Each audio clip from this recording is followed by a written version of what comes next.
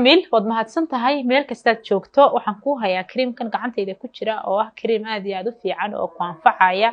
waxa uu ka samaysan yahay cocoa butter and shea butter anigu markaan arko shayga la yiraahdo ama creamka la yiraahdo cocoa butter aad iyo aad baan u jecelahay faa'iido badan baan ka hayaa shea butterna kan waliba uu ku jira oo ma aragtay uu dheer yahay oo dadku ay amaanaan oo ay jecel yihiin